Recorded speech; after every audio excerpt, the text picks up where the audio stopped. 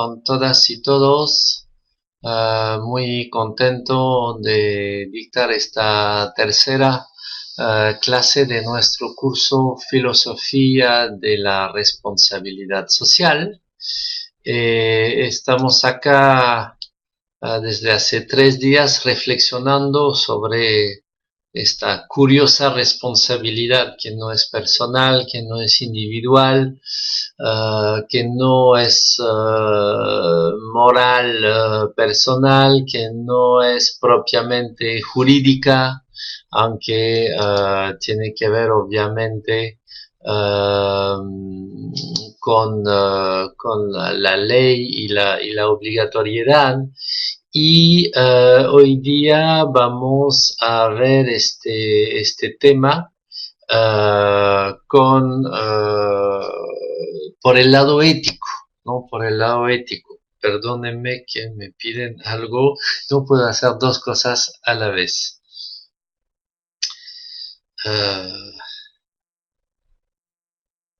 ¿Listo? Ok, entonces, ¿por qué verlo por el lado ético? Es muy importante tener un enfoque ético diferenciado sobre la responsabilidad social. Yo me he dado cuenta hace buen tiempo que el paradigma que la gente tiene en la cabeza acerca de lo que es y no es la ética dificulta muchísimo la comprensión de la responsabilidad social. Porque básicamente tenemos un enfoque individual de la ética. La ética es lo que pasa dentro de mí, es mi corazoncito y depende de mí y de mis decisiones, ¿no? Tenemos desgraciadamente ese enfoque y obviamente eso nos conduce a concebir la responsabilidad en forma individual, ¿no? Y desde luego a reducir todo el tiempo la responsabilidad social a una serie de responsabilidades individuales de buena corazonada y generosidad para con el prójimo vulnerable en la sociedad, ¿no? Entonces, hay un problema específico con nuestra concepción de la ética y es esto lo que quiero abordar hoy día en esa tercera clase. Hemos visto la ontología, hemos visto los dilemas, nos toca ver los deberes. Siempre partiendo de nuestro cuadro del pintor Goya, que es lo más gráfico para entender que no solamente están nuestros actos, sino nuestros impactos, esos 2 hombres que se hunden paulatinamente en arenas movedizas, que los actos desgraciadamente son invisibles y que los actos son tan visibles que no dejan ver a los impactos. Y obviamente la reflexión de hoy es la siguiente: sin una ética que mire también los impactos, la bondad se queda ciega, la bondad se queda sin poder ver lo que hay que ver. Imaginemos que por un brote de ética de la bondad de esos 2 hombres dejen de pelear y se abracen. Si no salen de la arena movediza van a morir igual, ¿no? Entonces la bondad no basta. Primera lección. Y la bondad no basta porque ¿dónde estamos? ¿En qué mundo estamos? Pues desgraciadamente estamos en este mundo. Ese es el artículo científico más consensual de todos, confirmado por 15.372 científicos de 184 países. Tiene un año, muy pocos lo conocen porque no miramos lo que debemos mirar y todos los que se jactan de hacer ética pues no he escuchado nunca un profesor de ética hablar de este cuadro, de este artículo científico, y sin embargo es la data ética más importante de los últimos, diría, 25 siglos, porque este artículo sencillamente nos dice que estamos en pos de desaparecer, ¿no? Fíjense, agua dulce disponible per cápita, captura de pesca marina, a pesar de tener más peces, más barcos para pescar en el agua, empieza a caer drásticamente la pesca. Cantidad de zonas muertas en el planeta Tierra, es decir, de zonas ya donde ya no hay ninguna biodiversidad. Masa forestal, miren cómo está cayendo a pique a nuestra masa forestal en miles de millones de hectáreas, perdón, ¿no?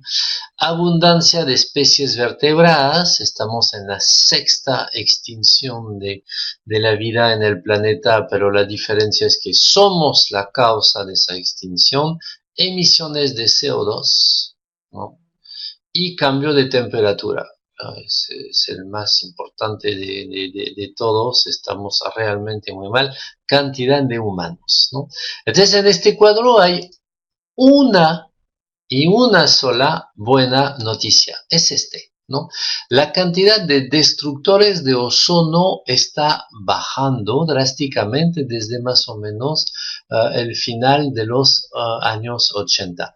¿Por qué? Porque cuando supimos que los gases CFC, refrigerantes, dañaban a la capa de ozono, pues la humanidad se juntó. Los gobiernos se juntaron con los empresarios, prohibieron los gases CFC, pidieron a los industriales cambiar sus procesos de refrigeración. Ya estamos en la cuarta generación, si mal no recuerdo, de los gases que no dañan a la capa de ozono desde esa época. Es decir, sí se puede, sí es posible ser responsable juntos, y aquí tenemos quizás uno de los únicos modos de visualizar la capacidad de la responsabilidad social, es decir, de una responsabilidad compartida entre todos nosotros, actores públicos, actores privados, actores científicos, universidades, laboratorios, empresas, etcétera, etcétera, ¿no? Entonces sí se puede, pero como pueden ver, no lo hacemos, ¿no?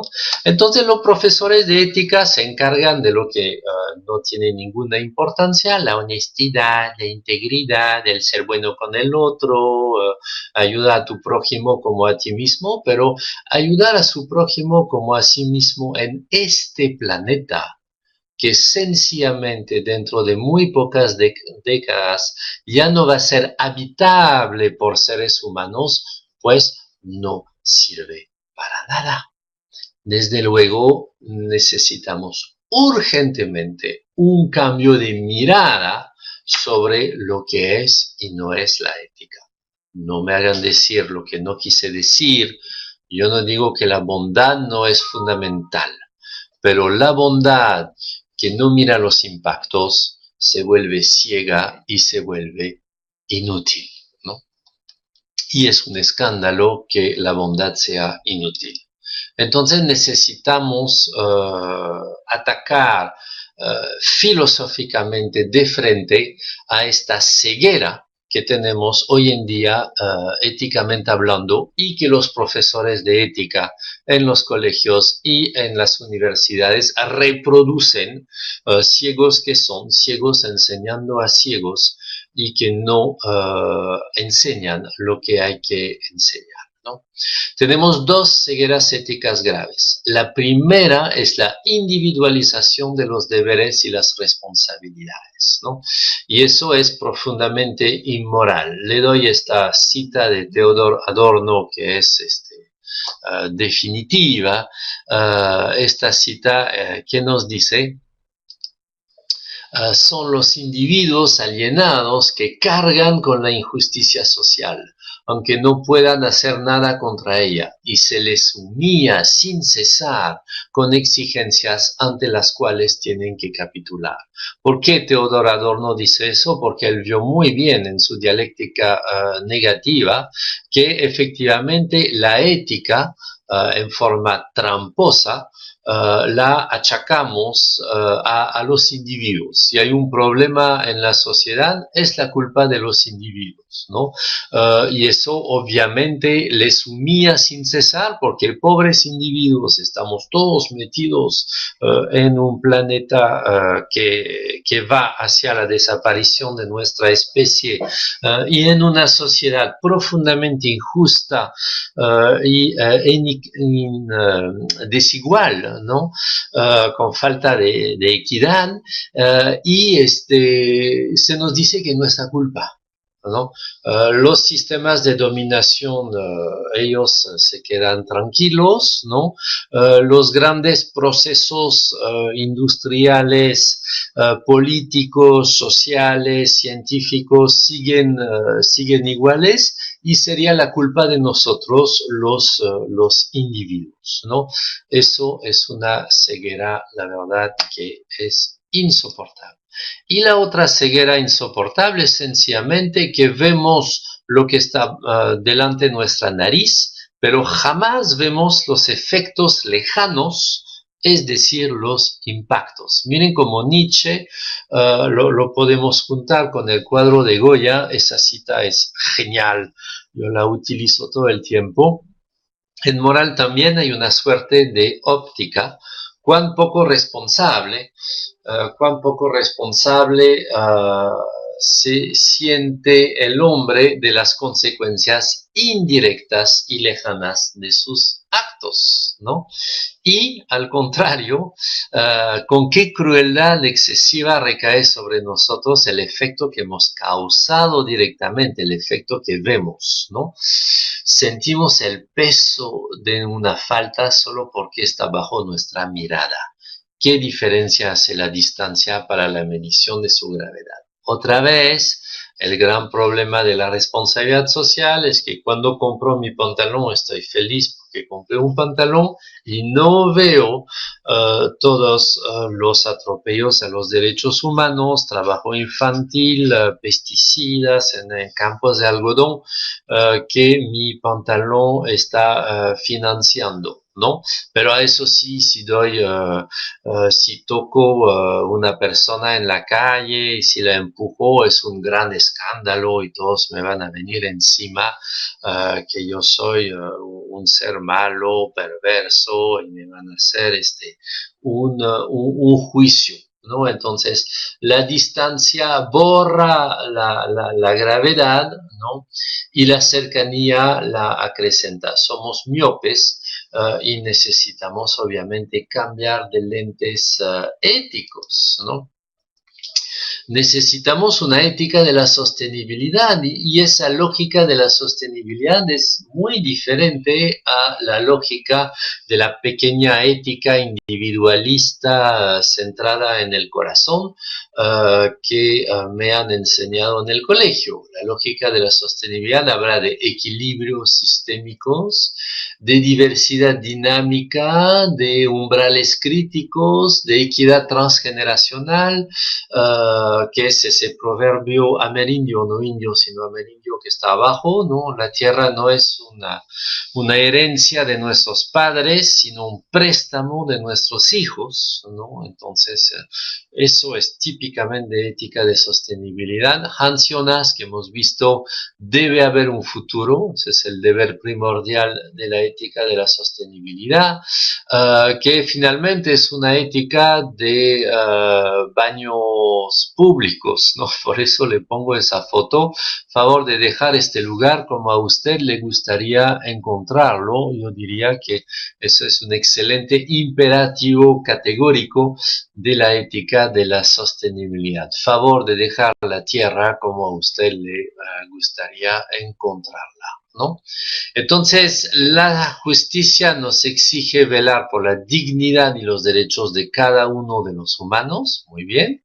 La sostenibilidad nos recuerda que habrán otros humanos mañana y desde luego debemos velar también por ellos, ¿no? Debemos también velar por la justicia transgeneracional, ¿no? Pero esto no nos enseñan esto todavía, ¿no? Entonces, ¿qué pasa actualmente? Bueno, supongo que en los demás países latinoamericanos, como en Perú, todo el mundo habla de ética, ¿no? Es una histeria, una especie de inflamación, de hinchazón ética en los medios de comunicación, escándalos permanentes, retroceso de la presunción de inocencia, justamente porque ponemos muy fácilmente en prisión preventiva, retroceso también de la privacidad, cualquier asunto privado se vuelve un asunto público y todo se sabe, todo se publica, hay una sed de transparencia máxima. Todo eso se da en un entorno de efectivamente que las morales grupales, las morales de las culturas tradicionales están en retroceso, también la moral religiosa está en retroceso, lo que crea una especie de vacío con una carencia desesperada de ética. Todo el mundo pide mano dura, todo el mundo pide que vuelvan los valores y la autoridad, ¿no? Y eso da pie a un retorno de una ética sumamente conservadora de extrema derecha, una ética que pide pulcritud a las personas y como nadie aquí en esta sala virtual es pulcro, es una ética que crea constantemente un doble discurso. ¿En qué contexto? Pues en un contexto de corrupción neoliberal generalizada, ¿no? Entonces, ese es el contexto un poco semiótico y mediático y, sin embargo, como les acabo de mostrar, estamos más bien en una crisis global de habitabilidad del planeta. Entonces, deberíamos tener una ética que mire hacia esta crisis global. El problema es que uno, ¿no? esa hinchazón ética, y dos, no tiene relación.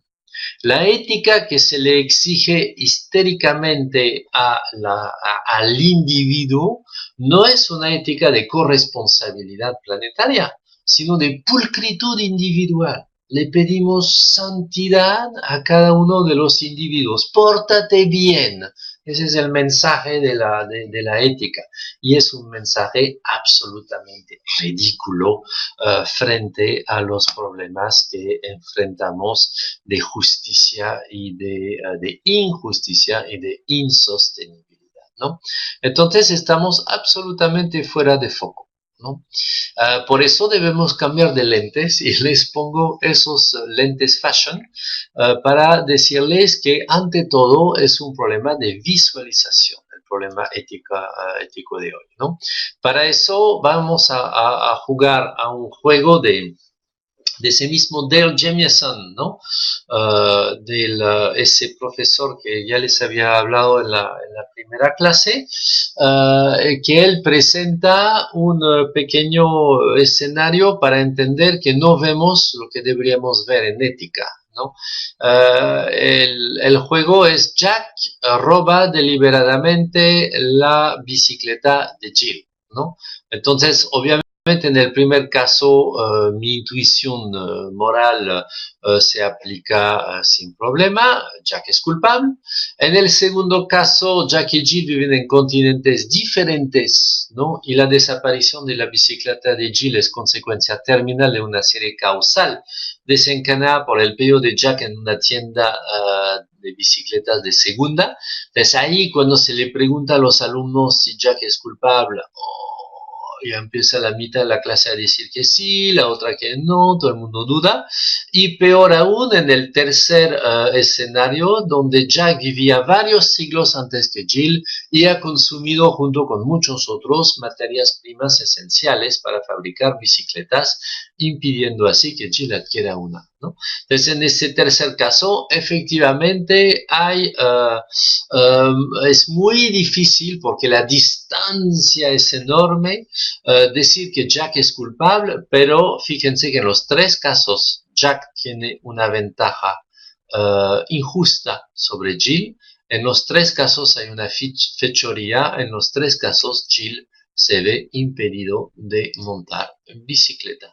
Desde luego, si mi ética me permite visualizar bien uno, pero no me permite visualizar 2 y 3, me falta 2 dimensiones para mi ética. Y esas 2 dimensiones debemos adquirirlas urgentemente, si no, no vamos a ver nada.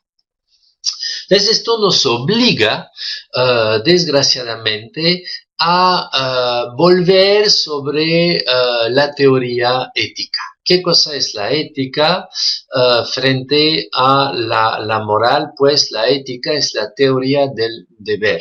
La ética es una reflexión filosófica que se ocupa de tratar de construir, fundamentar y argumentar los deberes. ¿Y qué cosa es un deber?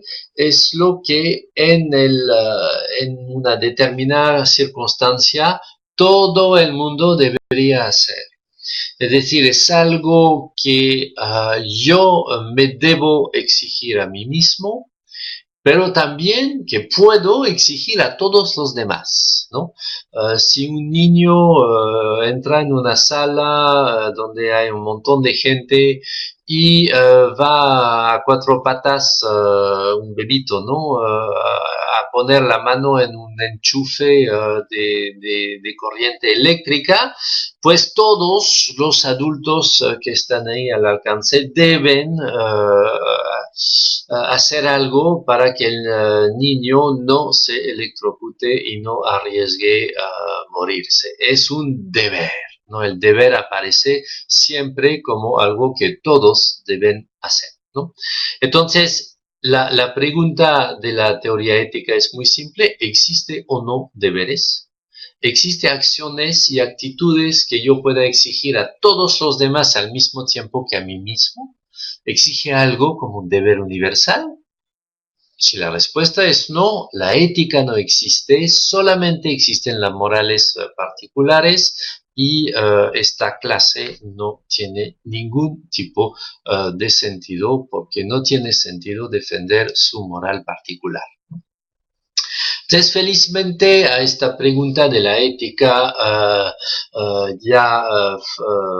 filósofos la han contestado hace tiempo. Ese es el aporte de Emmanuel Kant en 1788, publicación de la crítica de la razón práctica. Les subrayo que fue publicada un año antes de la Revolución Francesa, entonces no es cualquier momento en la historia de Europa. Era la época de Mozart, ¿no? Era la época de Mozart. Entonces realmente era un gran momento de ilustración en Europa occidental, y Kant resuelve el problema de saber qué cosa es un deber y qué cosa no a través de su famosa teoría de los imperativos categóricos, ¿no? Entonces, ¿cuál es el trabajo que hace en la crítica de la razón práctica? Va limpiando las reglas de conducta que nos damos seres humanos entre nosotros para ver si efectivamente existe algo como un deber universal. Entonces, obviamente, la inmensa mayoría de las reglas de conducta que yo me doy valen para mí, son mis máximas, como dice Kant. No puedo exigir lo mismo a los demás, por ejemplo, qué sé yo, hacer jogging cada mañana para mantenerse en forma. Eso me lo puedo exigir a mí, pero jamás se me ocurriría de obligar a mis vecinos a hacer lo mismo que yo, ¿no? Finalmente, mi máxima es lo que yo valoro, es lo que yo quiero hacer. Obviamente, esto no sirve como deber ético. Entonces, debe existir, si hay un deber ético, imperativos, que serían lo que vale para todos. Pero ahí la cosa genial que hizo Kant es de distinguir entre imperativos hipotéticos y categóricos. Los imperativos hipotéticos tienen una fuerza de obligación solamente condicional porque obligan universalmente solamente si se quiere algo, ¿no? Son de este tipo. Si quiero A, entonces debo B. Por ejemplo, si quiero una constancia para este curso de filosofía de la responsabilidad social, pues debo, después del curso, llenar el formulario Google que se le va a mandar, ¿no? Responder a las preguntas y recibiré mi linda constancia Úrsula de haber seguido este curso abierto. Pero si no quiero hacer eso, no debo nada. Por eso el deber en el caso del imperativo hipotético es un deber condicional, es un deber hipotético bajo la hipótesis que se quiera algún fin, que se quiera alcanzar algún fin. Entonces eso tampoco sirve para un deber moral, porque un deber moral no puede estar condicionado a algún fin que se quiera. Con eso Kant elimina para siempre la fundamentación aristotélica basado en la felicidad de la ética. Y se queda pues un tercer tipo de regla de conducta, los imperativos categóricos, que tendría una fuerza de obligación incondicional, ¿no? Pues porque dictarían un deber, debo salvar al niño a punto de poner los dedos en el enchufe de electricidad, cual sea lo que yo quiera, ¿no?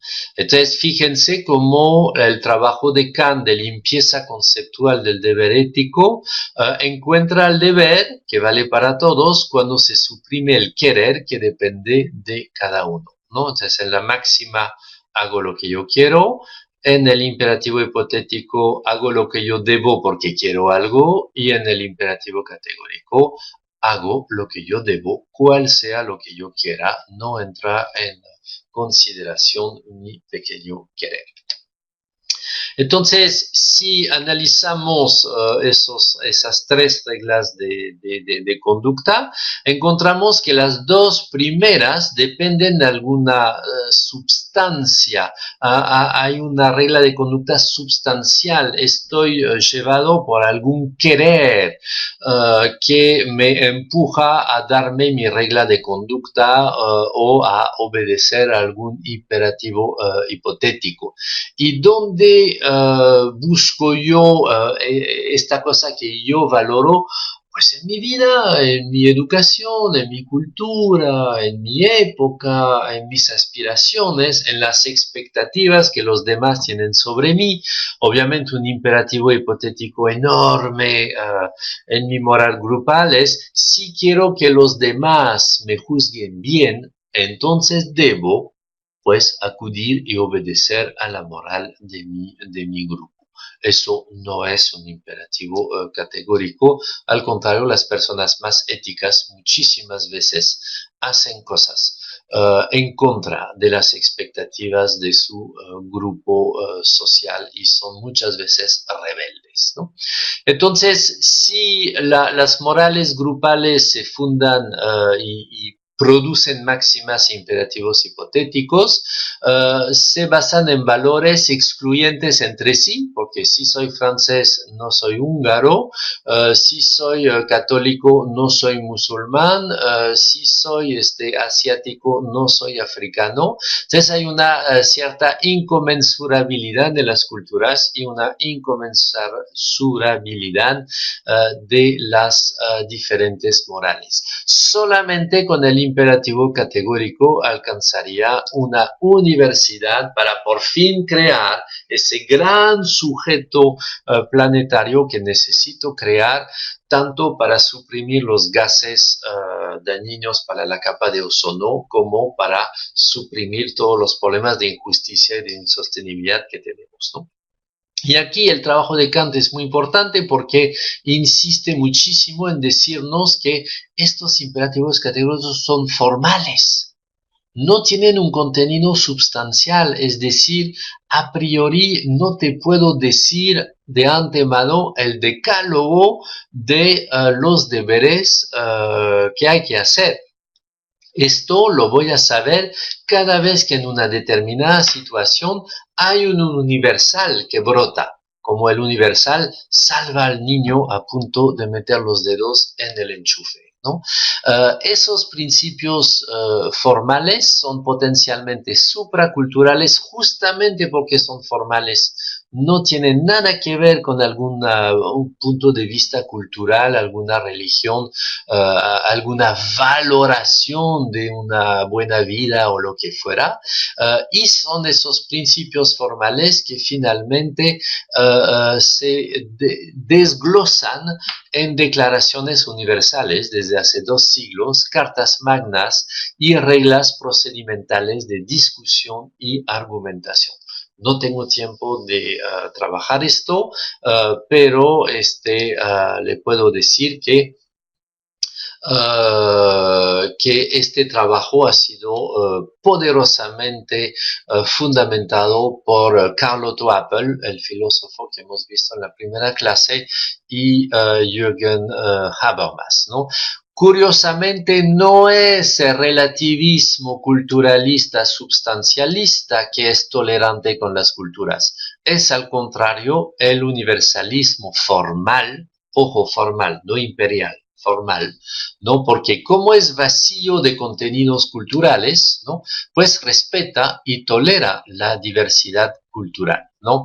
Pueden ver que las cartas magnas como la Carta de la Tierra, como los principios rectores de la ONU sobre derechos humanos y empresas, como la misma Declaración de los Derechos Humanos, en sus 3 generaciones, que siempre agrega más derechos, porque obviamente todo eso evoluciona con el tiempo, pues esas declaraciones valen para cualquier cultura y cualquier comunidad o individuo, cual sea su raza, puede acudir a los derechos universales para defenderse contra una usurpación de sus derechos o un atropello a su dignidad, ¿no?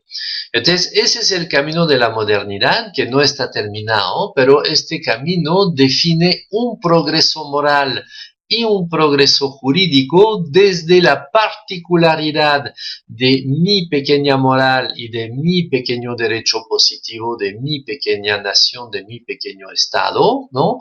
Hacia cada vez más universalidad de la ética de los deberes y el derecho universal, como por ejemplo la Declaración de los Derechos Humanos. La ética inspira siempre el derecho, por supuesto, y el derecho institucionaliza siempre lo que dice la ética o lo que dice la moral, ¿no?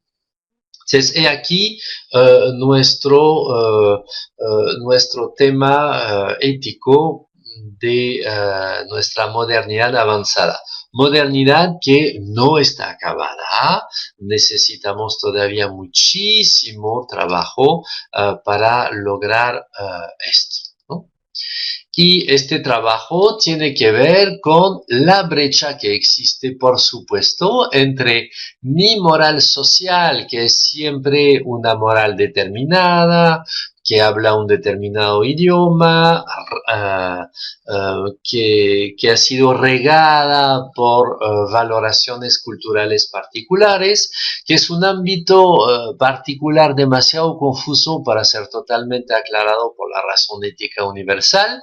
¿Por qué? Porque la ética universal, como es formal, es un ámbito demasiado estrecho para resolver todos los problemas a priori. una vez que he dictado a priori esos enormes principios formales como no mentirás, no robarás, no matarás, no agredirás, no traicionarás, no engañarás, pues he dicho más o menos todo sobre la ética y obviamente esto no colmata la brecha que existe entre la situación particular y el principio universal. En esta brecha, que es el lugar de la vida ética moderna, el lugar donde nos peleamos para saber qué debemos hacer y cómo debemos vivir juntos, pues este lugar en nuestras democracias modernas debe ser invadido no por un autoritario con botas o cruz que impone su punto de vista, sino debe ser invadido como un espacio público de debate ético, jurídico, político, de todos, entre todos, tratando cada vez uno de respetar al otro, sobre todo si es muy diferente de mí, y dos, de exigirle al otro como a mí mismo argumentar nuestras posiciones, no tratar de imponer nuestras posiciones, sino de argumentar nuestras posiciones. ¿Y qué cosa es un buen argumento? Pues es un argumento universalizable, ¿no? Es un argumento que puede hacer que el otro me diga, tienes razón, ¿no? ¿Qué digo cuando digo tienes razón? Digo, estoy de acuerdo contigo, tus razones son también mis razones, yo me he rendido libremente a tu argumentación, estamos juntos, hemos logrado consensuar en ese espacio público para pensar lo mismo y defender lo mismo, ¿no? Entonces, ese trabajo de constitución de un espacio público de debate es un trabajo que ya tiene 2 siglos, desde más o menos las grandes revoluciones del siglo XVIII, y que poco a poco constituye nuestra humanidad, mal que bien, de ciudadanos del mundo, ¿no? Entonces, en esta teoría ética moderna buscando universales, ¿no? Debemos volver a nuestro tema de una ética individualista, histérica y que no ve lo que debe ver, y debemos empezar a refundamentar la ética de tal modo que se pueda ver lo que se tendría que ver. Para eso hay que ir en profundidad a buscar en los recursos culturales que nuestra pluralidad humana ha podido inventar, un modo de redefinir el ser humano no como un individuo separado de los demás, atomizado y más o menos autista en su voluntad individual, sino hay que redefinir el ser humano como red de interdependencia. Hay que tomar en cuenta lo que decíamos en la primera clase sobre la ontología de esos objetos cabelludos y de esos sujetos entretejidos que viven en forma global como local, pues hay que reencontrar ese sentido de un ser humano no separado, sino entretejido con los demás seres humanos. Nada mejor en ese sentido que los trabajos de un fenomenólogo japonés, Tetsuro Watsushi, que desde un idioma no occidental, justamente no aristotélico, no substancialista, que no divide con pequeñas palabras el ser en pequeños entes diferenciados, ¿no? Desde esa gran tradición asiática que viene del taoísmo, que viene del movimiento, de una viabilidad del ser y no la definición de pequeños entes creados por algún dios. Esta tradición nos permite entender bien que ser humano no significa individuo. Miren cómo en japonés se escribe ser humano.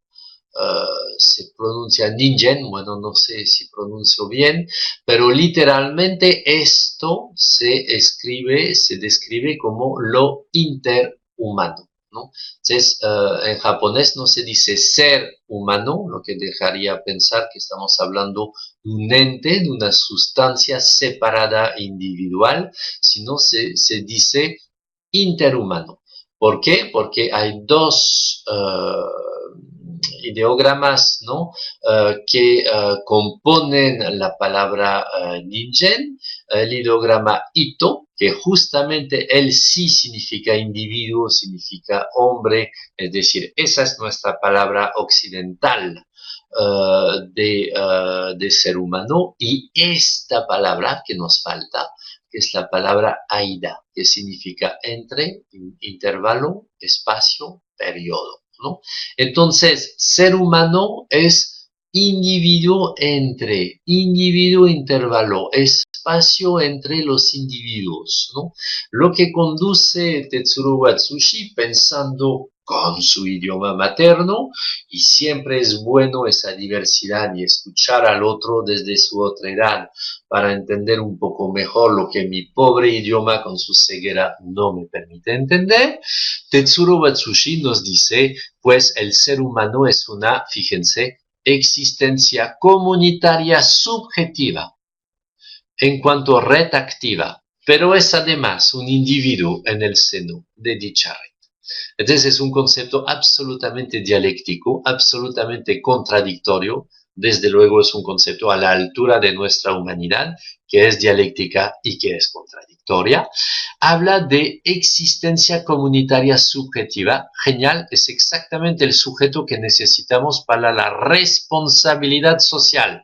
Un ser subjetivo comunitario. Es eso lo que necesitamos, ¿no? Porque es una responsabilidad comunitaria, la responsabilidad social. Y sigue Tetsuro, tal estructura subjetiva dinámica impide el hecho de comprender al ser humano como una cosa unitaria o substancia. Se acabó con el sustancialismo, se acabó con el tomismo, el neotomismo, el aristotelismo. Bienvenidos al mundo moderno, bienvenidos a la física cuántica, bienvenidos al pensamiento complejo. No somos cosas unitarias, somos una red activa, comunitaria, subjetiva e individual dentro de esa red activa comunitaria subjetiva.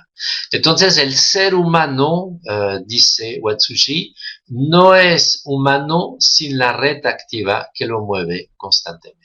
Por ejemplo, este individuo que está detrás de la cámara hablándoles, no sería ningún ser humano si no fuera por el lenguaje que está empleando en este momento. Soy un poco más que un pedazo de carne con hueso para ustedes, soy un sujeto humano y comparto con ustedes mi humanidad solamente porque estoy en este momento hablando un lenguaje comprendido por otros seres humanos.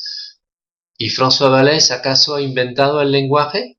¿François Vallès es dueño del lenguaje castellano? Por supuesto que no. Desde luego ven que mi existencia, ¿no?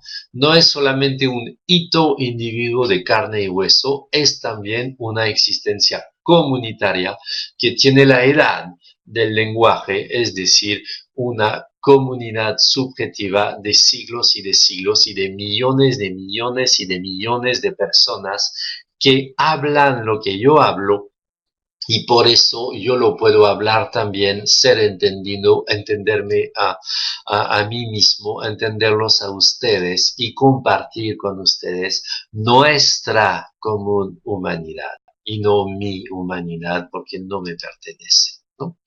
Entonces, cuando nos elevamos a esta concepción antropológica comunitaria, ¿no? Interindividual, ¿no? Interhumana, pues entendemos la constitución de nuestro cerebro, que nos dice todos los días que no somos seres individuales, separados y substancialmente independientes. Mi cerebro está tejido del cerebro de todos los demás, mis neuronas espejos me permiten sentir lo que ustedes puedan sentir cada vez que nos vemos, que hablamos, que compartimos, ¿no?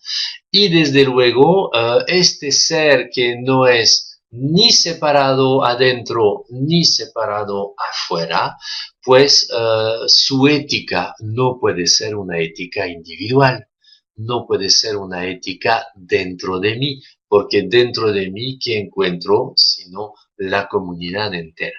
Desde luego, sobre la ética, Tetsuro Watsushi concluye lo siguiente: es necesario liberarse del error propio de los tiempos modernos, que consiste en hacer de la ética una simple cuestión relativa a la conciencia individual, ¿no? Eso es muy importante.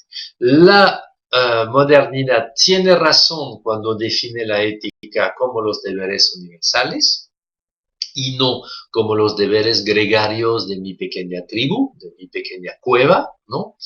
Pero la modernidad se equivoca cuando reduce la problemática ética a una cuestión relativa a la conciencia individual, ¿no?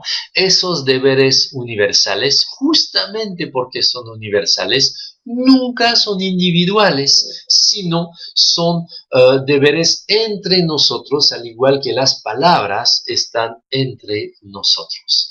Desde luego, dice Watsushi, las cuestiones éticas no son solo cuestiones de la mera conciencia individual.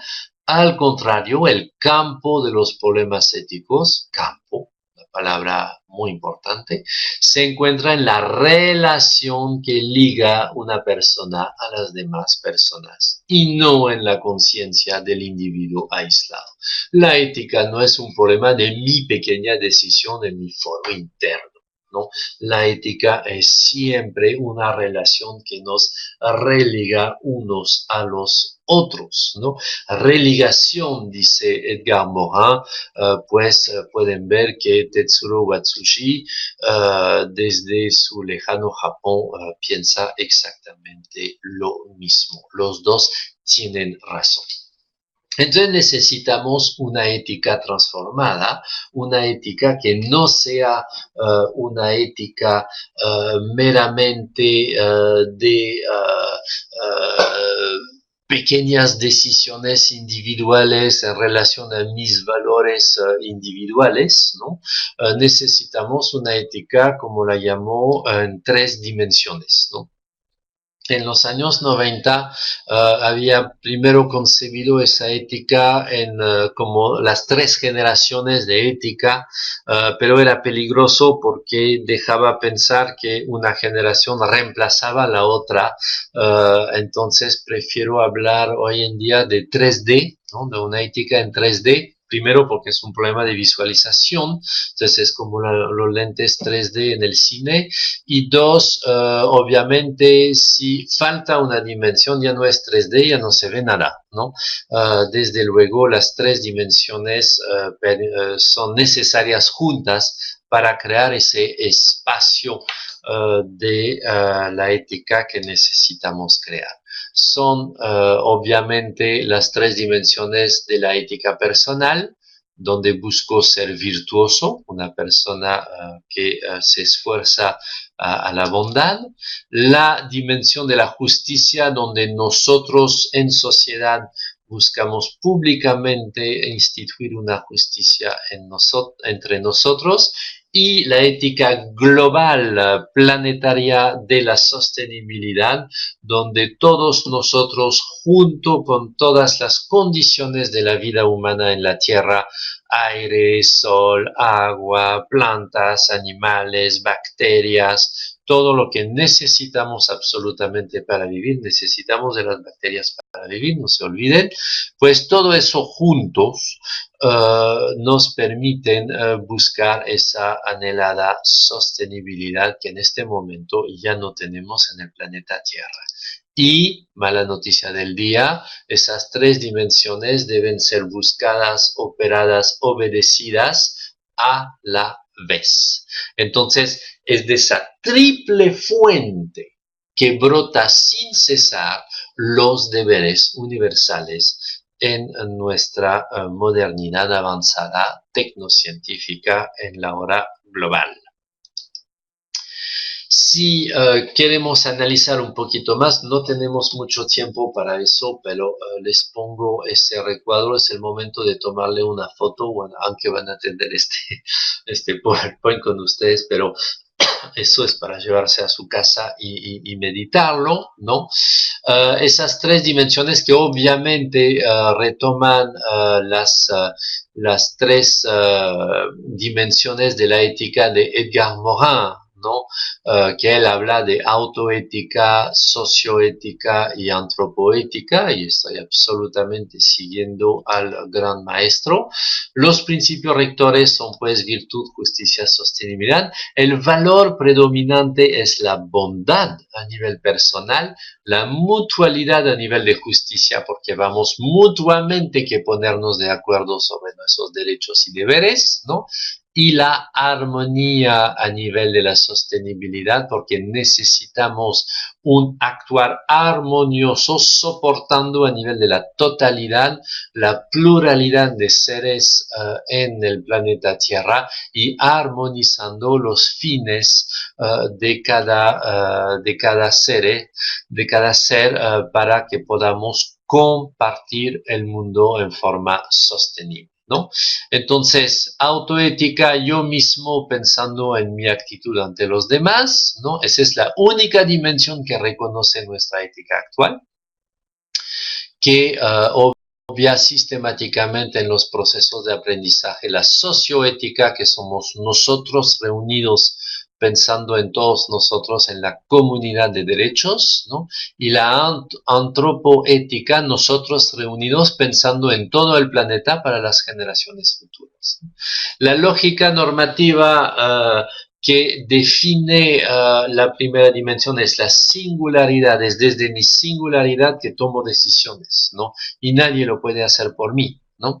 Pero somos varios. No hay solamente François Vallès, somos muchos y muchas singularidades. Desde luego somos pluralidad, ¿no? Ahí los textos de Hannah Arendt son definitivos, son muy lindos sobre la pluralidad, ¿no? Y esa pluralidad existe no en cualquier lugar, sino en el planeta Tierra, entonces existe en una totalidad, donde no solamente hay la pluralidad de los seres singulares humanos, sino un montón de otros seres, ¿no? Que cabelludos como son, interactúan permanente con nosotros, como por ejemplo las mitocondrias que en este momento producen la energía que me permite hablar singularmente a ustedes como pluralidad para lograr esta pequeña totalidad que es nuestro curso de ética, ¿no? El ámbito de legislación, la persona individual, la sociedad humana, la especie humana. Es una dimensión intrapersonal, interpersonal, transpersonal. Resultado del deber, si actúo bien para la bondad, pues mi acto es bueno. La justicia mutua me conduce a la ley justa y la sostenibilidad armoniosa me conduce a un mundo sostenible. Foco de atención, ¿no? En la ética personal es la acción mía y la de mis prójimos, ¿no? En la justicia son las interacciones entre nosotros, por eso le interesa ya los problemas de impactos, obviamente, a la justicia, y a nivel de sostenibilidad es obvio que son los impactos sistémicos de las acciones de cada especie que va a provocar o bien el sostén de la vida gracias a las plantas. Cada día debemos agradecer a Taita Inti, Padre Sol, a Pachamama, Madre Tierra y a las plantas, porque son ellas que crean la vida, la atmósfera y toda la comida que nosotros los animales parasitamos, ¿no? Porque vivimos del planeta de las plantas, ¿no? Responsabilidad asociada, responsabilidad moral, responsabilidad jurídica, responsabilidad social, ¿no? Aquí está la presentación breve de esa ética en 3D. Entonces, ¿qué universo conceptual nos crea esto? pues un universo mucho más grande que los ridículos códigos de conducta de las empresas. He suprimido la diapositiva, pero yo tenía una con una cita del código de conducta de la empresa Odebrecht. Y obviamente la cita es genial, la frase es genial, la frase es perfecta, porque el papel aguanta todo y es muy simple escribir algo verdadero en ética personal, no es porque es absolutamente trivial. Lo difícil es hacerlo, ¿no? Y obviamente la empresa Odebrecht, todo el mundo sabe lo que hizo a pesar de su lindo código de conducta, ¿no? Entonces, virtud, justicia, sostenibilidad, ven acá toda una serie de conceptos que se fundamentan en deberes universales, buscando la universalidad, que producen responsabilidades y que tienen que producir innovación social, porque debemos salir absolutamente de esa situación económica insostenible e injusta que es la nuestra, ¿no? Entonces hay un montón de conceptos asociados y que vamos a reencontrar. Buscarán en vano los conceptos de religión. Aquí no sirve, lo siento mucho, pero no sirve. Me puede servir a mí para mi virtud, amar a mi Dios y sentirme apoyado en mi búsqueda de bondad, ¿ok? Pero nunca va a servir para la justicia y la sostenibilidad en un mundo que tenemos que compartir entre muchos humanos que no piensan lo mismo, ¿no? No estoy diciendo que las religiones no hablan de justicia y de sostenibilidad, estoy diciendo que este tema de justicia y sostenibilidad lo debemos consensuar entre todos los seres humanos. Y alrededor de la mesa hay obviamente mucha gente de muchas culturas y de muchas religiones o no religiones diferentes a la mía. Por eso tengo que guardarme mi pequeña religión en el bolsillo y compartir abiertamente en la mesa de la democracia la discusión y la argumentación racional universalizable con los demás.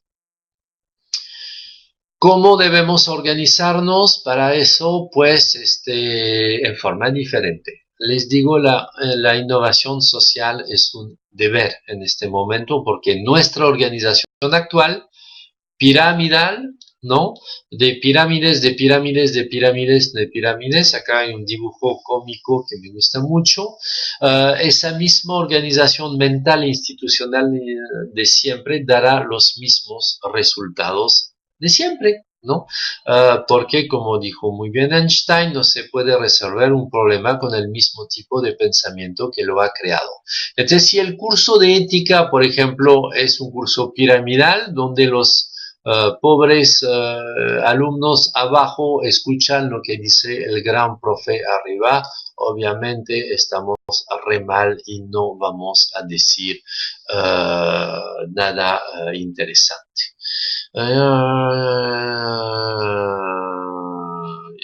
Sí, Mireia Otilia tiene absolutamente razón. Creo que me entendiste. Estoy de acuerdo contigo.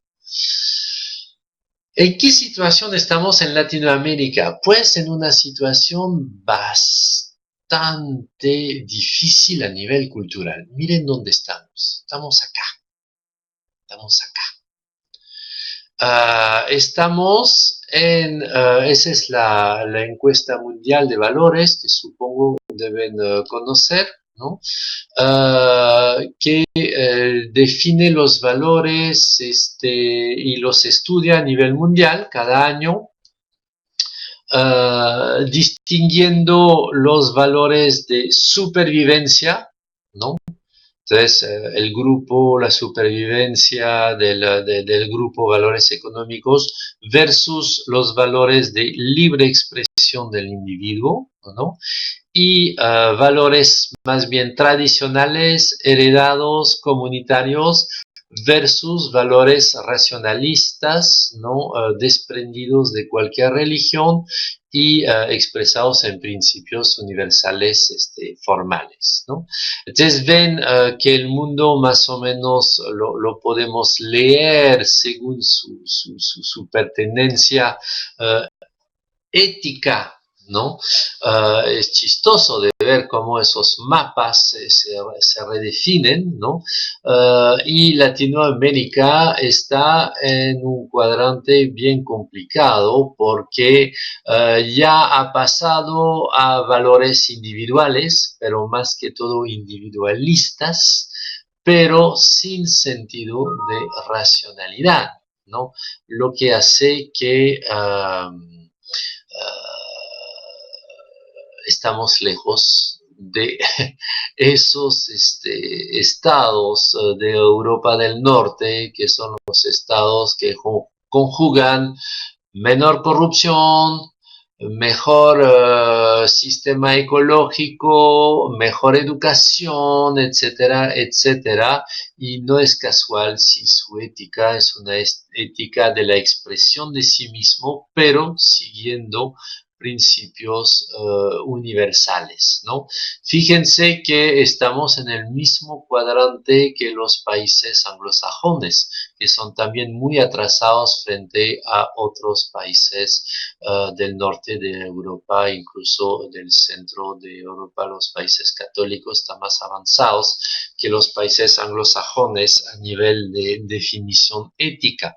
Fíjense también que nuestros dos países más arriba, que son Chile y Uruguay, son también los dos países donde hay menos corrupción, ¿no? Menos en la encuesta de percepción de la corrupción.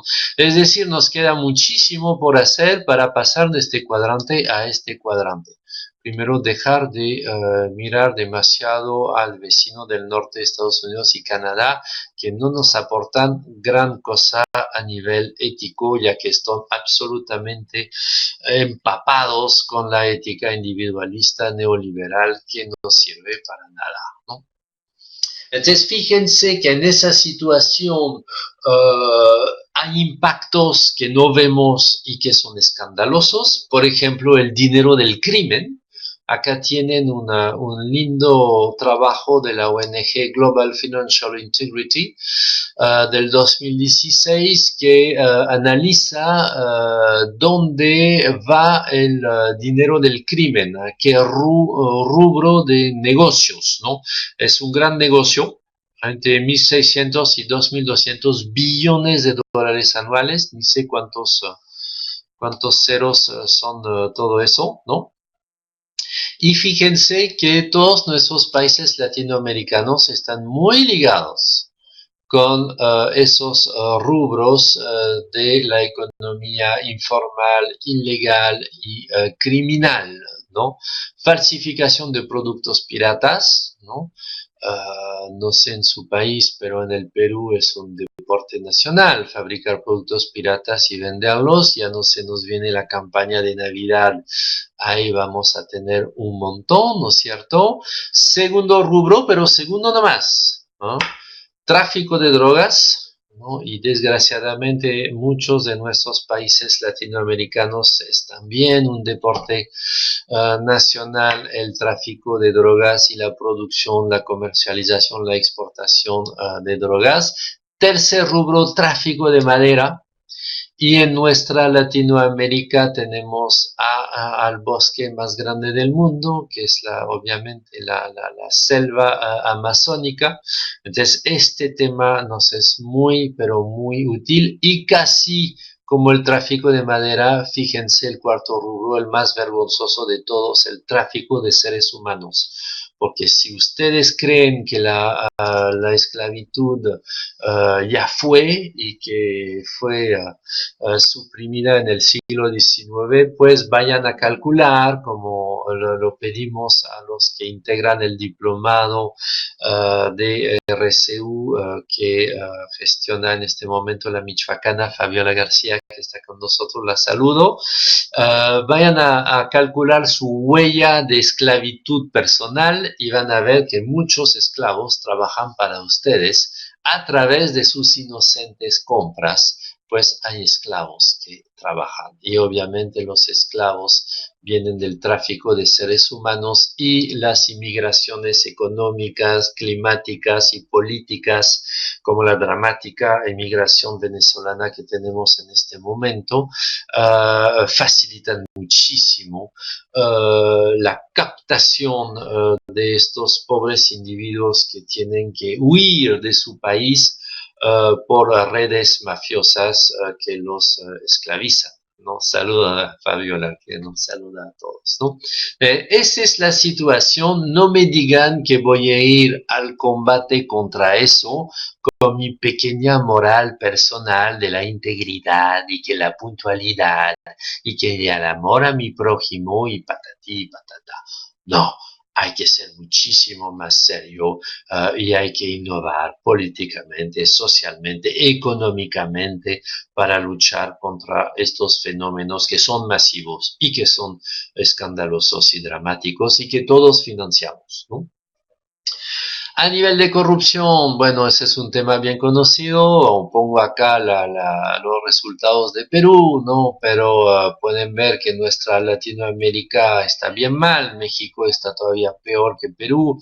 Ni que hablar de Paraguay, ni que hablar de Venezuela, obviamente, que está en los penúltimos puestos del mundo al lado de los países africanos. Dos buenos alumnos, como les decía, entre nosotros, Chile, que está un poquito mejor, y sobre todo Uruguay, ven en la encuesta de valores que son los más cercanos a este cuadrante de arriba a la derecha, que es sin duda el cuadrante donde nos debemos de mover. Si nosotros los universitarios no tomamos las riendas de otro comportamiento ético y otra enseñanza ética con otros textos, otros manuales y otras filosofías éticas, no lo vamos a lograr nunca y seguiremos lamentando años tras años la corrupción de nuestros dirigentes, ¿no? Círculo vicioso de nuestra cultura latinoamericana, la cultura de la transgresión. Estamos muy acostumbrados a transgredir. ¿Por qué? Bueno, pueden tomar el círculo vicioso en el lugar que quieren, por ejemplo, déficit de cumplimiento de la función pública, ¿no? El Estado que no brinda lo que debería brindar como protección y como servicio a la ciudadanía, entonces la gente confía exclusivamente en su grupo de referencia privado, mi familia, mis amigos, mis compadres, mi promoción, ¿no? Toda mi red de contacto, mi capital social privado. Desde luego eso desarrolla la ética del compadrazgo, ¿no? Es decir, la lealtad a mi grupo de referencia.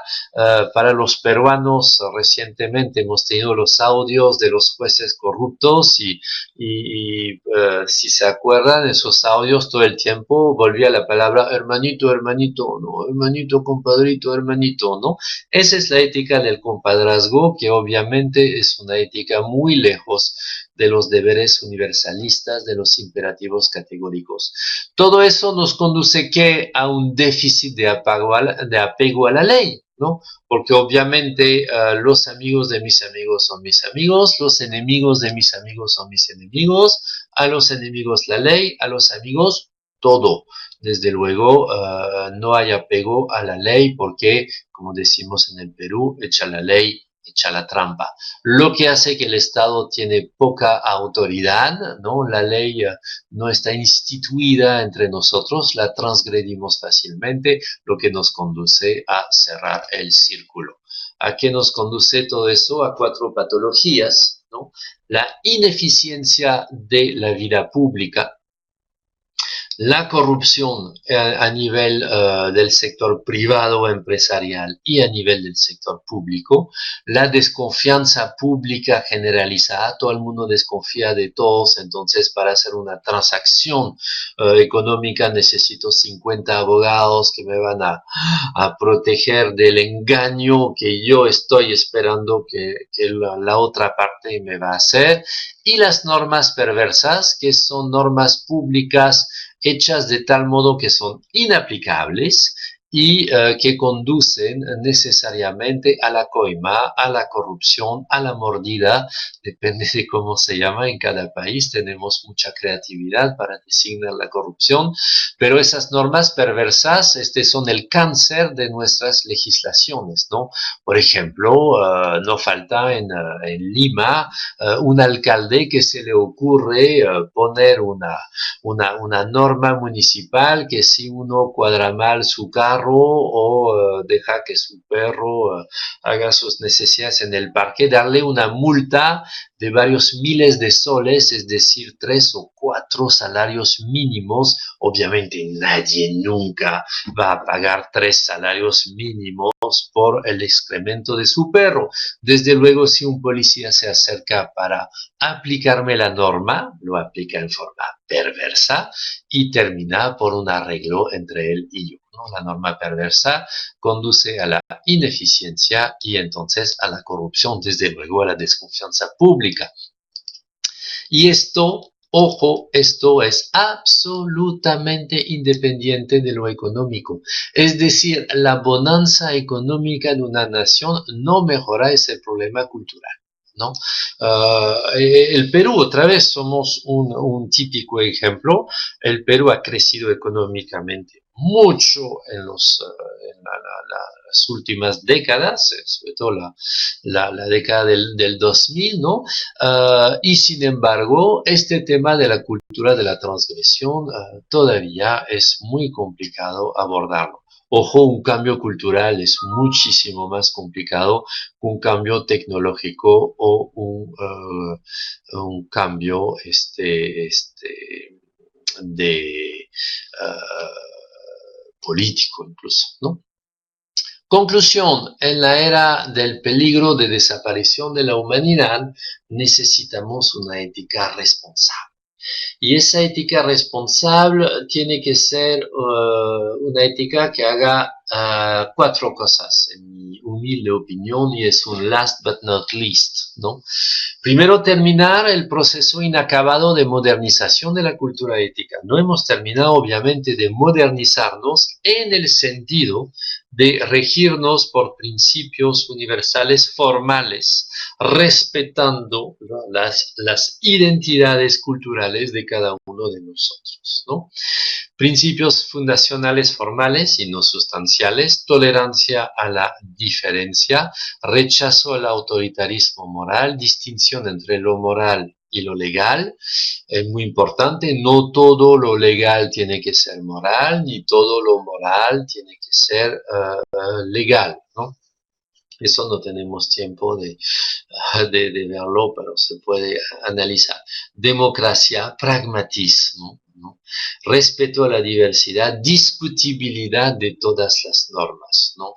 Lo que significa borrar el autoritarismo moral de corte religioso que acecha en Latinoamérica y que hace que, si la norma viene de Dios es indiscutible. Pues no, primero no viene de Dios, viene de los seres humanos que interpretan la palabra de Dios, cosa que es diferente, y como cualquier norma es discutible porque los seres humanos nos damos a nosotros autónomamente las normas a las cuales obedecemos, porque la pregunta ¿cómo debemos vivir en ser humano? No tiene una respuesta. Somos seres contradictorios, destinados desde luego a darnos políticamente reglas de conducta entre todos nosotros. La bacteria sabe muy bien cómo debe vivir, la lechuga sabe muy bien cómo debe vivir, la ardilla sabe muy bien cómo debe vivir, mi tía Berta y yo no sabemos cómo debemos vivir, ¿no? Esa es la enorme diferencia. Debemos alfabetizarnos en la ética de la sostenibilidad, es decir, aprender a cultivar o a recultivar. Y ahí ese re me interesa particularmente porque no estamos en cualquier continente, en nuestro continente, nuestros pueblos originarios sí sabían de armonía, sí sabían alabar a la Pachamama, si sabían crear miles y miles de papas, quinoa, amaranto, dice en México, kiwicha, decimos en Perú, maíz, tubérculos, etcétera, etcétera. Y eso es bien, bien, bien importante de entender que nuestro continente tiene una fuente cultural muy importante que puede servir a abastecer esa ética de la sostenibilidad, obviamente articulada con justicia y bondad. La ética, las tres dimensiones a la vez, no una sola. Tercero, debemos orientarnos en forma pragmática para una ética que se preocupe por los impactos sociales y ambientales de su propia aplicación. Es decir, cuando emito un juicio ético, cuando enseño un concepto ético, cuando me pronuncio públicamente defendiendo un valor ético, debería, éticamente hablando, preocuparme por los impactos sociales y ambientales del valor ético que defiendo. Es decir, que nuestra macroética global y universal, como dice Carl Otto Apel, debe ser autorreflexiva. ¿No? Debe contenerse a sí misma como autocrítica y juzgarse a sí misma para saber si no produce los impactos inversos de lo que quería producir dicha ética.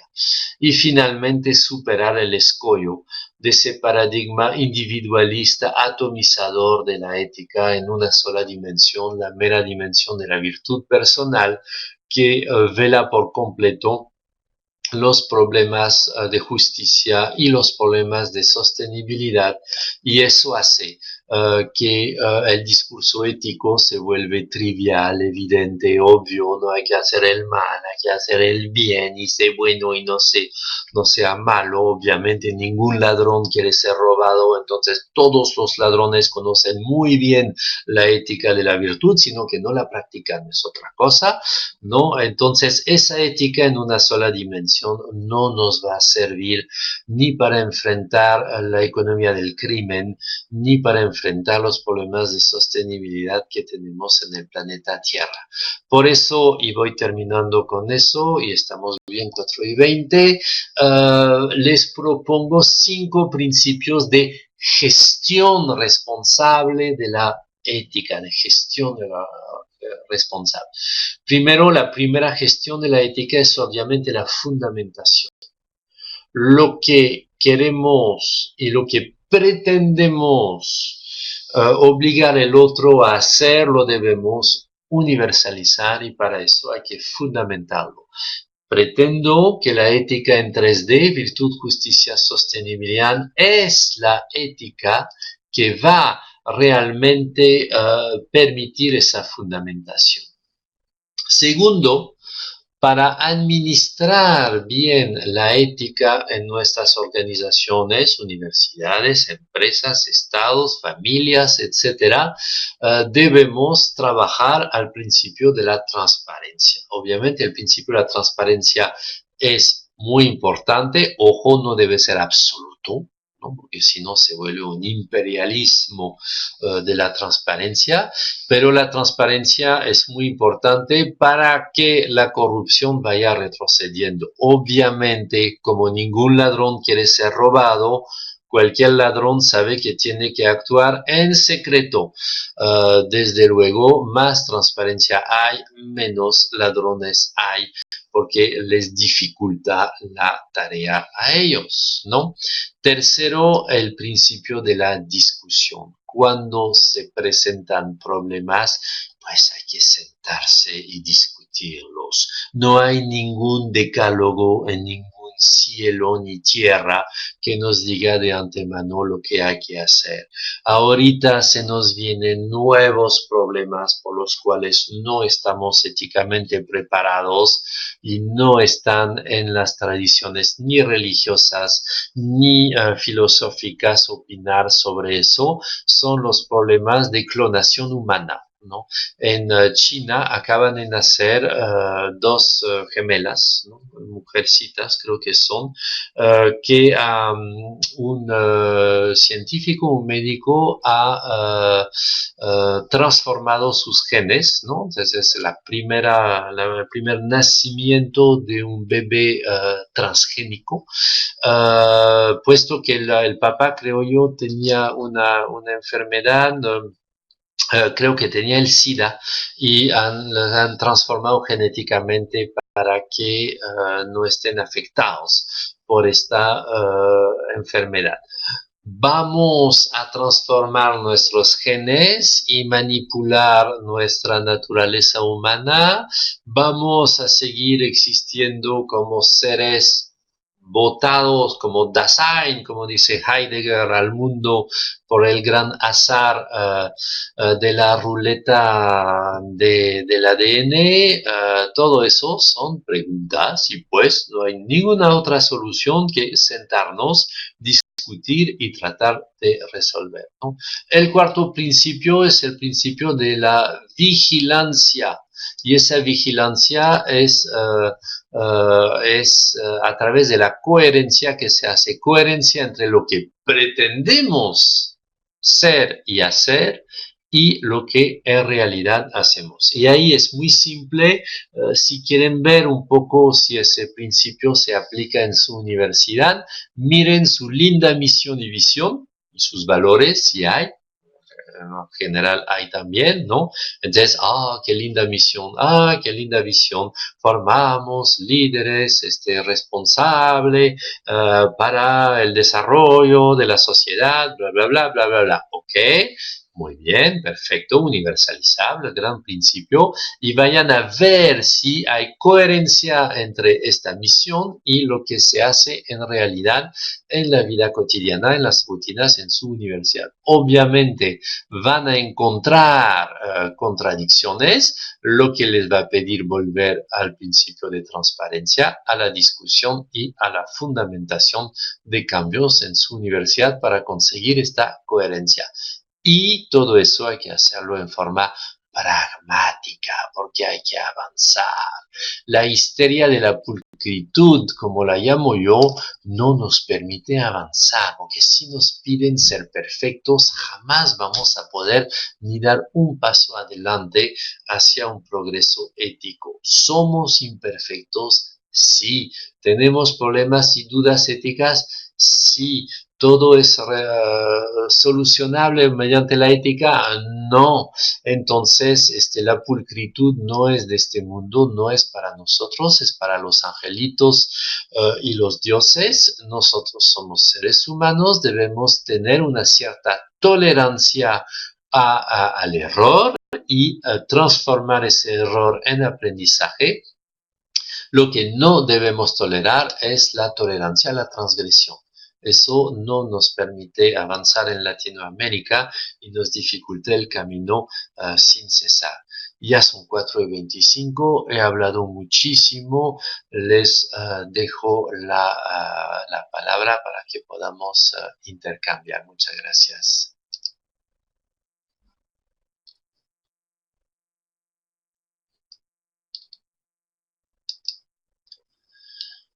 A ver, alguien ha levantado la mano. Natalie Chinchilla de México. Activas tu micrófono arriba. Haz clic en el micrófono y puedes hablar.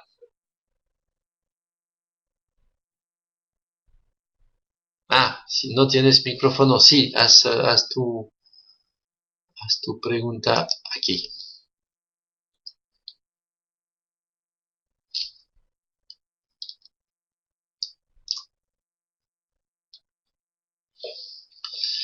Adelante con las preguntas.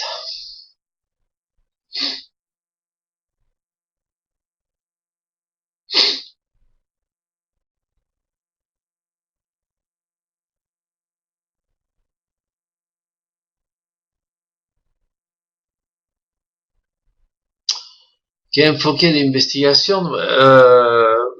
Otra vez, la vuelta a las 12 metas, ¿no? Inter y transdisciplinariedad, fundamental. investigación en y con la comunidad, no investigación para y sobre la comunidad, tomándolos como conejillo de la India, sino investigación en y con la comunidad, community-based research, ¿no? Y investigación en temas útiles a la comunidad, en temas urgentes, en temas que nosotros necesitamos para la justicia y la sostenibilidad, investigar lo más pronto posible, ¿no? Esos serían los tres deberes universales dentro del marco de la RCU que propone Úrsula para la investigación, ¿no? Y justamente otra vez, como tenemos una ética absolutamente ciega que se ocupa de cosas estúpidas, uno solamente se rige por el comportamiento del investigador, que no haga plagio, que no haga copia. Ok, obviamente el investigador no debe hacer ni plagio ni copia, eso es trivial. Pero no es el problema de la investigación. El problema de la investigación es que buena parte de nuestras investigaciones en las universidades son absolutamente inútiles. Y los que hacen su tesis de maestría, su tesis de doctorado, termina la tesis dentro de un cajón y no ha servido más que a conseguir un cartón, cosa que es un escándalo. Si gastamos mucho tiempo, sudor, plata, recursos humanos en la universidad para investigar, tiene que servir para algo, ¿no? Entonces es importantísimo tener ese enfoque ético que la investigación es una luminosa herramienta muy valiosa que debe estar al servicio de la solución de los problemas humanos, ¿no? Estoy pensando en mi tesis y me siento inclinada hacia la investigación-acción. Claro, por supuesto. Haz investigación-acción, por favor, Natalie. Ok, muchas gracias a ti. Sí, invierte tu tiempo, energía en algo que sirva, porque sabe que tienes una sola vida y esa vida vale la pena vivirla solamente si está al servicio de los demás, si no, no sirve. Profesor, ¿es posible que en una sociedad como la peruana plantear la ética de la responsabilidad social desde el Estado a través de algún gobierno progresista? Sí, no solamente es posible, pero lo debemos hacer. Para eso hay que empezar a votar bien, ¿no? Hay que empezar a votar bien, a elegir gobernantes no corruptos, ¿no? Que tengan su historia judicial limpia.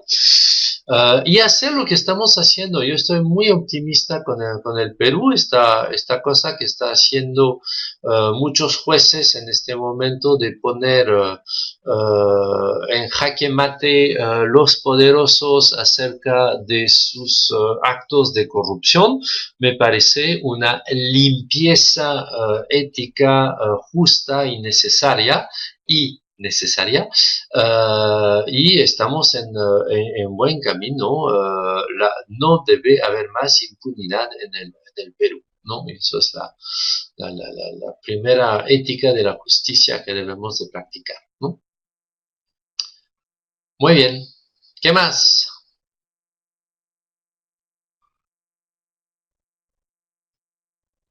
Quisiera poder ingresar los tres links. Sí, sí, sí, lo vas a poder hacer. Te van a mandar, ¿no?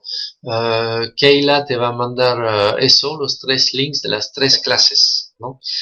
Para ver la grabación completa y van a poder responder a las 4 preguntas difíciles que yo les he puesto en un formulario Google, ¿no? Van a responder en línea y a responder a esas preguntas que demuestran que han seguido el curso, han revisado las grabaciones y los PowerPoint, pues tendrán su constancia Úrsula de haber seguido este curso. ¿Cómo avanzar en responsabilidad social con virtud, justicia y sostenibilidad? Pues tú vas a responder esta pregunta, Carmen Soledad, porque eres un ser humano creativo.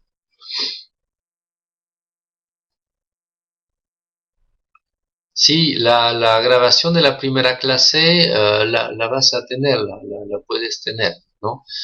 Si puedes ayudarnos, Keila, si estás en línea, para dar un poco, creo que el link existe de la grabación de la primera clase. Estamos haciendo eso, no se preocupen.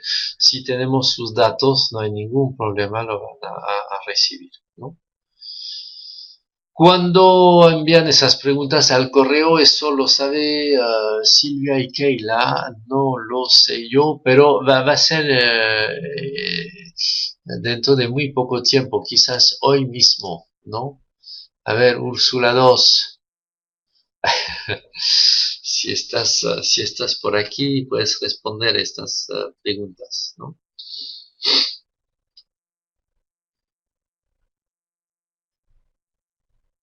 Sí, sí, van a tener la constancia si responden a las preguntas, si hacen bien su tarea, ¿no?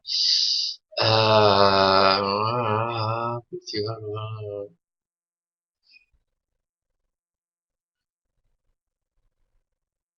eso, muy bien, Leticia, eso es. Tú has dicho con tus palabras exactamente el resumen de la clase, ¿no? Ah, Andrea Castañón dice, se solicita contraseña, no ha sido posible ver la grabación de los anteriores días. Soporte Hit, creo que es José Sarabia, no sé, o Mary que están aquí. Si pueden ver este tema ahí, desconozco mayormente, no les puedo ayudar, pero hay que entrar con la contraseña normalmente y deben tener su contraseña, Andrea Castaño, o si no, la pides para que te la pueden dar de nuevo, ¿no? Definitivamente es muy penosa la realidad que vivimos en razón a la ética a nivel mundial. Ajá. Se considera que atender a la formación espiritual en el ser humano, los sistemas pueden bajarlo si conducta ilícita o la uso en cualquier modalidad. Si hablamos como formación espiritual, una formación espiritual, es decir, una formación que conduzca el joven, el alumno, a una reconexión con el otro y con el mundo, es decir, a evitar encerrarse en forma autista en su pequeña psicología y en sus pequeños deseos personales, ¿no? Esa formación espiritual, que no es una formación religiosa, es una formación espiritual, pasa mucho por el cuerpo, ¿no? Rediseñar una atención al cuerpo, mindfulness, plenitud de conciencia, meditación, micromovimientos, toda una serie de cosas que van a permitir realmente reconectar la persona con la toma de conciencia de sí misma. Eso es muy, muy, muy útil y extremadamente poco practicado en nuestras universidades, ¿no? Desde la perspectiva de la se puede hablar de inclusión educativa en el mismo o el mismo término es excluyente. No, sí, la inclusión educativa es importante, pero la inclusión educativa no significa meramente acceso. Es algo que hemos trabajado en el reciente foro de Education Relief Foundation, que son socios nuestros de Úrsula, que trabajan la la educación, que trabajan la educación balanceada y equilibrada. Te acabo de dar el micrófono, Vilma. Y es bien importante ver que la inclusión no es solamente acceso a, sino permanencia y graduación y éxito. Y eso significa que la educación debe cambiar para que la educación misma sea inclusiva, no solamente el acceso sea inclusivo, ¿no? Entonces, si le permito al pobre y al marginado, al pueblo originario, por ejemplo, acceder a la universidad, bien, pero si es esta universidad que se burla de las lenguas originarias, que no mira hacia las culturas no occidentales y que trabaja desde hábitos culturales urbanos, burgueses y que no tiene ninguna tolerancia al otro modo de vida, el Buenas tardes, estudiante que Santiago. Gusto en habré saludarte. incluido no se ¿Cómo va a van quedar tus mucho tiempo. compañeros? Muy bien, estoy por acá. Entonces es Fíjate, bien tuve una importante inquietud entender lo que con llamamos Marco Antonio inclusión. Monge, Adelante, ustedes Vilma. están en este grupo. Formamos parte del Consejo Consultivo Nacional ¿Cómo de estás? Responsabilidad Social acá en Costa Rica. Aquí convergen ¿Sí? no solo universidades, sino empresas y sector civil, de la sociedad civil en general. Estamos con inquietud de iniciar con una serie de capacitaciones. Eh, ¿Cuál sería la recomendación basada en tu experiencia que pudieras darnos para realmente hacer una experiencia de formación, de capacitación eh, útil? No queremos caer en la reiteración, queremos obviamente compartir conceptos poderosos que muevan a la acción, como hemos venido hablando. Entonces, si tuvieras algún consejo para nosotros sería excelente.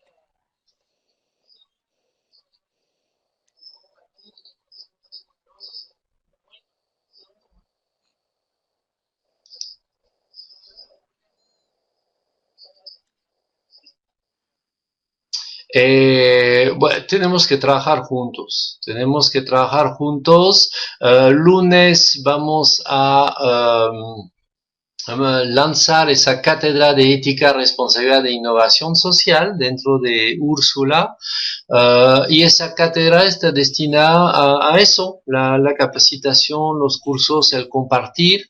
Y entonces estás obviamente y están cordialmente invitados a juntarse, a proponer una temática, que puede ser un curso, que puede ser una comunidad de aprendizaje mutuo, que puede ser una investigación, acción o lo que fuera, y bienvenidos para realmente cambiar un poco esta reiteración, como tú bien dices, de la misma ética de siempre que los resultados están, no nos funciona para nada. Entonces, con la cual debemos pragmáticamente cambiar de ética y cambiar de Ajá, enseñanza de la así ética haremos, porque pues. esta No, gracias, muchas visiblemente gracias, Santiago. no está resolviendo ni la corrupción, ni la economía insostenible, ni nada de los problemas que tenemos hoy. Ok, lunes a las 10 de la Muy mañana, perfecto, hora Perú. muchas Pueden gracias. obviamente asistir virtualmente a esa inauguración. Va a ser por Facebook Live, ¿ya? Y supongo que han recibido. Entra en el Facebook Úrsula y ahí está para inscribirse y participar, ¿no?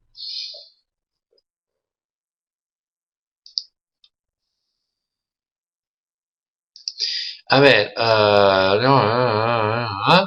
¿cómo los 5 principios se puede hacer viable en este sistema en la que actualmente nos encontramos sin cambiar la educación en la universidad para formar futuros? Tenemos que cambiar la educación en la universidad. Eso, tenemos que cambiar la educación en la universidad, eso es obvio, y si no lo hacemos, no va a pasar absolutamente nada. Uy, no estamos con el buen, no estamos con el buen documento. Tururú.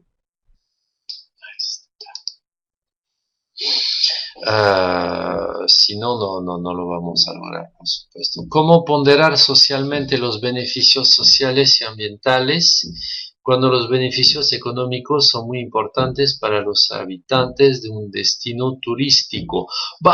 Los beneficios económicos son muy importantes para los habitantes de un destino turístico hoy. Pero sí, obviamente esos beneficios económicos destruyen los beneficios sociales y ambientales. Sin bola de cristal, mañana no va a haber más beneficios económicos, ¿no? Desde luego es hoy que hay que reunir los actores que se benefician con esos beneficios para decirles, señoras y señores, si seguimos así, nos estallamos contra la pared, hay que girar, cambiar, mejorar, ¿no? En general, cuando uno sienta a los actores juntos, que tienen todos un interés al consenso y al seguir explotando algún recurso, se logra terrenos de consenso y esa soft law de la asociación horizontal entre actores, produce mucho win-win, gana-gana, y es eficaz, muchas veces más eficaz que pasar por el Estado y una prohibición de orden legal, ¿no? Todo eso lo ha trabajado muy bien una gran economista, premio Nobel, que se llama Elinor Ostrom.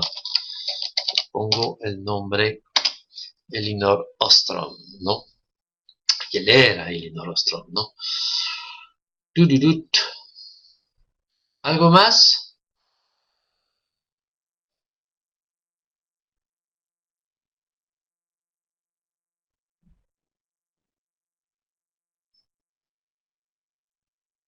Varios asistentes están escribiendo. Gracias.